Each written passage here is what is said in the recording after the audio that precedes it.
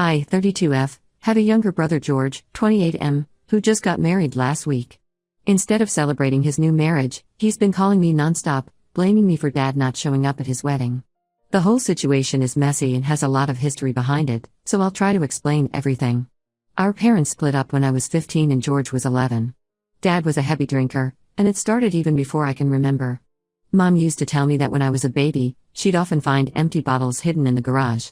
By the time I was in elementary school, Dad would come home drunk at least 3 times a week. He wasn't physically violent, but the emotional abuse was constant and devastating.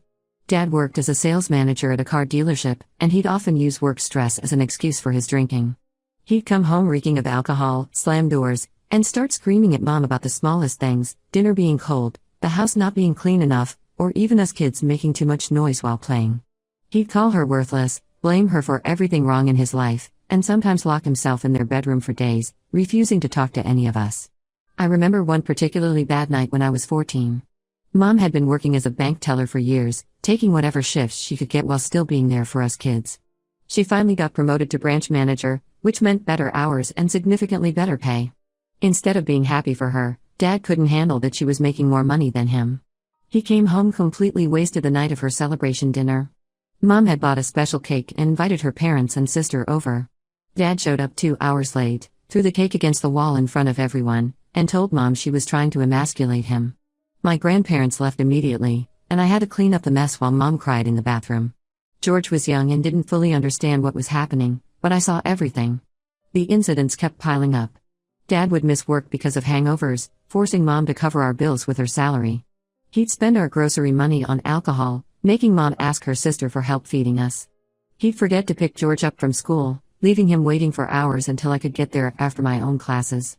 What made it worse was how he'd act the next day, like nothing had happened.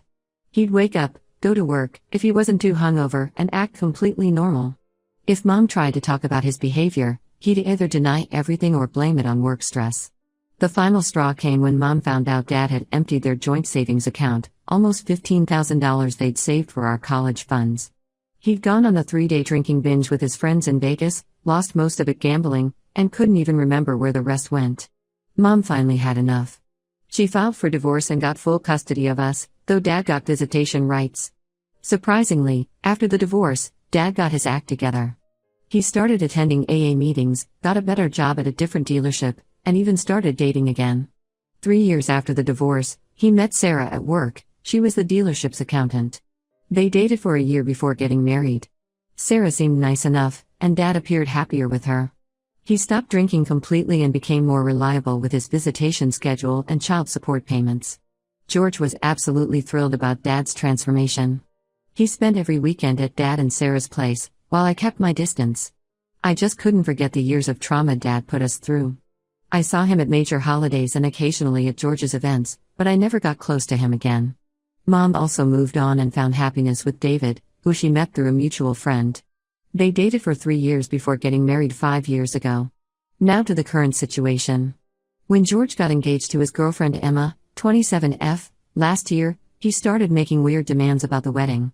First, he insisted that Dad should walk him down the aisle along with Mom. Mom agreed, wanting to keep the peace even though I could tell she was uncomfortable.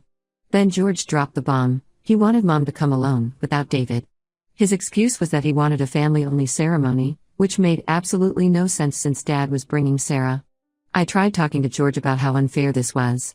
David had been in our lives for 7 years, helped put George through college, and had always treated us like his own kids.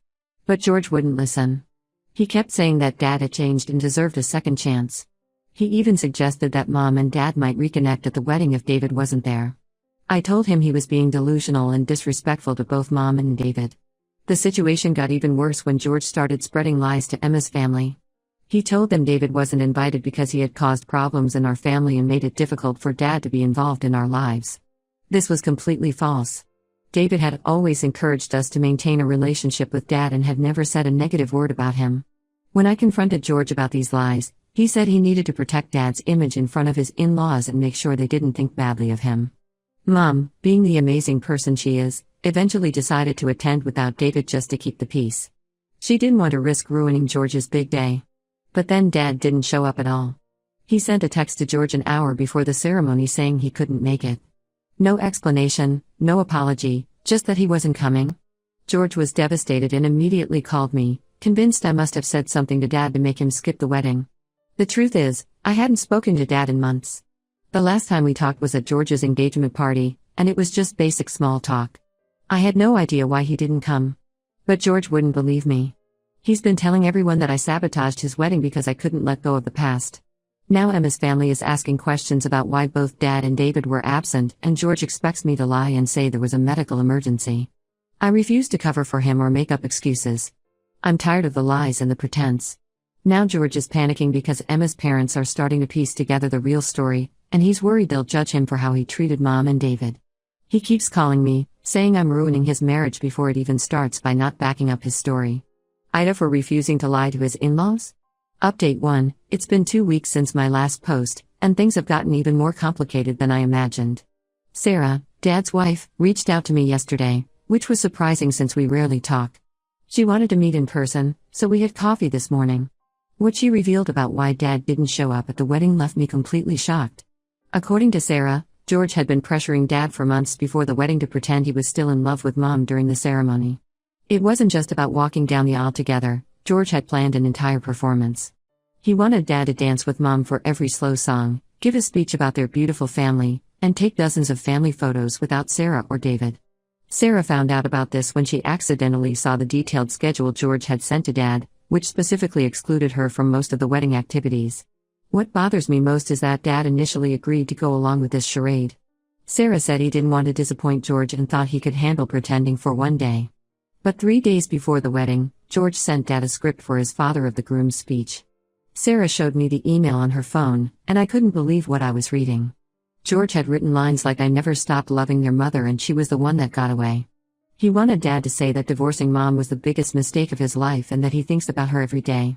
The speech also included bizarre suggestions about how Dad should look at Mom during the ceremony. Apparently, George wanted him to gaze longingly at her during specific moments. He even included a note about how Dad should accidentally call Sarah by Mom's name during the reception to show he was still confused about his feelings. The whole thing read like a bad romance novel. But that's not even the craziest part. Sarah revealed that George had been telling Emma's entire family a completely different version of our family history. He'd been introducing Sarah at pre-wedding events as Dad's current girlfriend or temporary partner, deliberately hiding the fact that they'd been married for 9 years. He told Emma's parents that our parents' divorce was just a temporary separation and that everyone knew they would eventually get back together. George had created this elaborate fantasy where Dad was just waiting for the right moment to leave Sarah and reunite with Mom.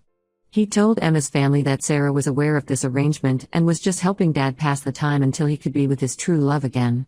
Sarah found out about these lies when Emma's aunt approached her at the rehearsal dinner, expressing sympathy about her difficult position in our family. When Sarah confronted George about these stories, he didn't even seem to think he'd done anything wrong. Instead, he broke down and revealed something that explains his bizarre behavior. He'd been seeing a fortune teller. Not just occasionally, but 3 times a week for the past year. This woman, who calls herself Madame Elena, had convinced George that our parents were celestial soulmates who had been torn apart by dark forces. I couldn't believe what I was hearing. My brother, who has a business degree and works as a financial analyst, had been basing major life decisions on a fortune teller's advice. Sarah showed me the bank statements she found in Dad's office. George had spent over $15,000 on readings and spiritual guidance about reuniting our parents. He'd been paying this woman $200 per session to feed him stories about how second marriages never last and how children of divorce have a sacred duty to fight for their family's true destiny. This Madame Elena had apparently told George that if he could get our parents to dance together at his wedding while a specific song played, their first dance song from their wedding, it would break the curse on their marriage. She claimed that the moment they touched, all the negative energy from their past would dissolve, and they would realize they were meant to be together. George had planned his entire wedding around this supposed prophecy. The truth about Dad not showing up was tied to all of this. The night before the wedding, George sent Dad one final email. Sarah showed it to me. It was practically unhinged. George had written that if Dad didn't follow the script exactly, if he showed any affection toward Sarah or acknowledged her as his wife, he would be destroying the family's last chance at happiness. He told Dad that this wedding was destined to be the moment our family healed, and if Dad ruined it, George would never forgive him. That's when Dad finally broke. He couldn't handle the pressure of George's demands or the responsibility of supposedly fixing our family through this elaborate deception. Rather than go through with George's plan or confront him about how delusional it all was, Dad took the coward's way out and just didn't show up. Sarah decided to tell me all of this because she's worried about George. She thinks he's having some kind of breakdown and needs help. She feels guilty for not telling us sooner about George's odd behavior and the fortune teller's influence. She also wanted me to know that she never meant to come between our parents, something George had apparently accused her of repeatedly. I'm still trying to process all of this information. It explains so much about George's recent behavior, but it also raises new concerns about his mental state. I haven't told Mom any of this yet. I know I should, but I'm worried about how she'll react to learning that her son has been essentially plotting to break up her marriage based on a fortune teller's predictions. I tried calling George after my meeting with Sarah, but he won't answer my calls. Emma texted me saying he's not ready to talk. I don't even know how to begin addressing this situation. My brother needs help, but I'm not sure he's willing to admit that anything's wrong. Update 2. 3 months have passed since my last update, and the situation has taken an even more twisted turn. After learning about the fortune teller's influence on George, Mom decided to do some digging. What she uncovered was shocking. Madame Elena wasn't just some random fortune teller taking advantage of my brother's vulnerability. She was Lisa Martinez, Sarah's former sister-in-law from her first marriage. The story goes deeper than we imagined. Before Sarah met our dad, she was married to Lisa's brother, James. Their marriage ended when James died in a car accident 12 years ago. According to what Mom found out, there was a significant inheritance involved. James had a successful construction business, and in his will, he left 60% of his assets to Sarah and 40% to his family. Lisa was furious about this split, claiming Sarah had manipulated James into changing his will just months before his death. Sarah had used her portion of the inheritance to start a new life, which eventually led her to meeting our dad at the dealership. All these years, Lisa had been harboring resentment, believing Sarah had stolen what she saw as her family's rightful inheritance. When she discovered through social media that Sarah had married our dad and become a stepmother, she saw an opportunity for revenge. Lisa specifically targeted George after learning he was Sarah's stepson. She set up her fortune-telling business in our city just 6 blocks from George's office, knowing he would pass by it every day on his way to work. She even hired people to casually mention to George how accurate her readings were. It was all an elaborate scheme to get close to him and use him to destroy Sarah's new life. She knew from stalking George's social media that he was struggling with accepting our parents' divorce even after all these years. She played on this vulnerability, feeding him exactly what he wanted to hear, that our parents were meant to be together, that Sarah was just a temporary obstacle, and that he had the power to fix our family. The worst part is how methodically she manipulated him. Mom found online reviews where Lisa's other clients complained about her charging $50 to $75 per session. But she charged George $200, knowing he made good money as a financial analyst. She used that extra money to hire private investigators to dig up details about our family's past, information she would then casually drop during readings to make her predictions seem more credible. When Sarah discovered this connection, she was horrified. She remembered Lisa from family gatherings during her first marriage but hadn't recognized her as Madame Elena because Lisa had dramatically changed her appearance. She and Dad immediately reached out to George to explain everything. They showed him photos of Lisa from Sarah's first wedding, proving she was the same person as Madame Elena. George was devastated. Finding out that the person he had trusted with his deepest hopes about our family was actually someone with a vendetta against Sarah broke something in him. He finally realized how his actions had hurt everyone, especially Mom and David. The reality that he'd spent thousands of dollars funding someone's revenge scheme against his own stepmother hit him hard.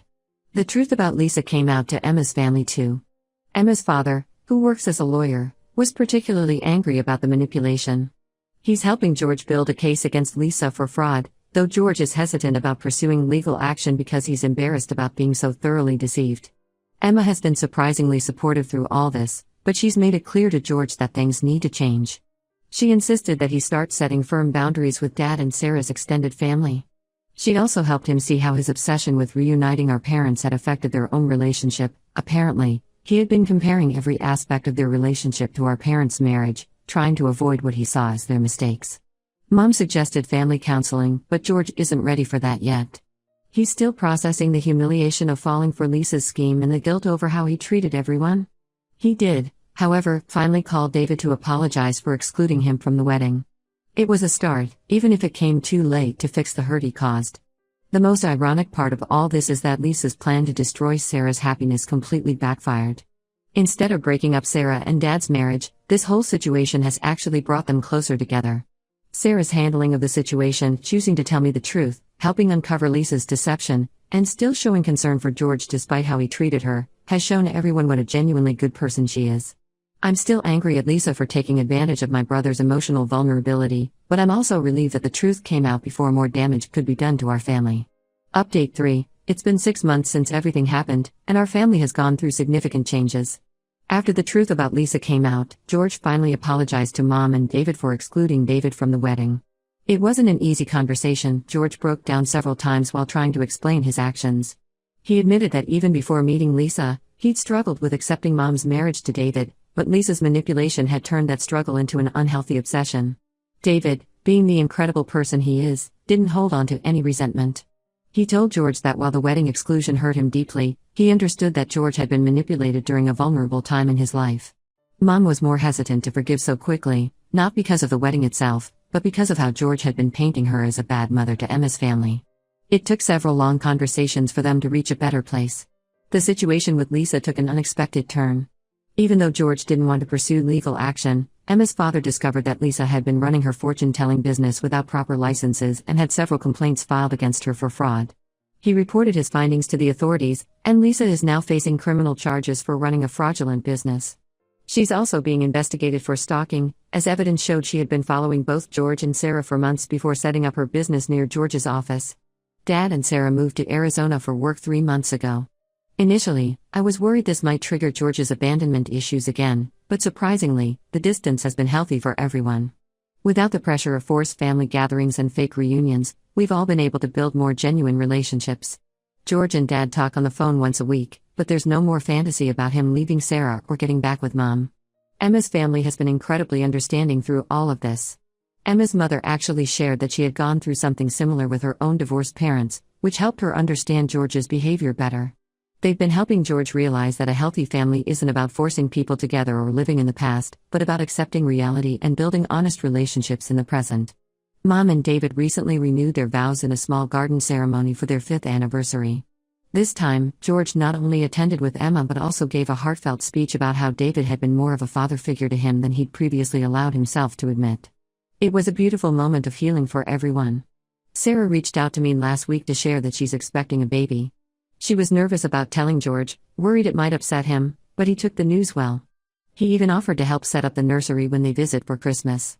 It's a small gesture, but it shows how far he's come in accepting that Dad has a separate life and family now. The most significant change I've noticed is in George himself. He stopped idealizing our childhood and our parents' marriage. He started talking about some of the darker memories he had suppressed, the fights he pretended not to hear, the times Dad missed his school events because he was drunk, the way Mom used to cry when she thought we were asleep. It's painful, but it's real, and dealing with these memories honestly seems to be helping him move forward. Emma tells me he's also become more invested in their relationship instead of constantly comparing it to our parents' marriage. They're talking about starting their own family soon, and George seems determined to break the cycle of dysfunction he was so desperately trying to recreate just 6 months ago. While our family isn't perfect, we're finally learning to accept each other as we are, not as we wish we could be. Sometimes broken things can't be fixed, but maybe they can be rebuilt into something different, and possibly even better.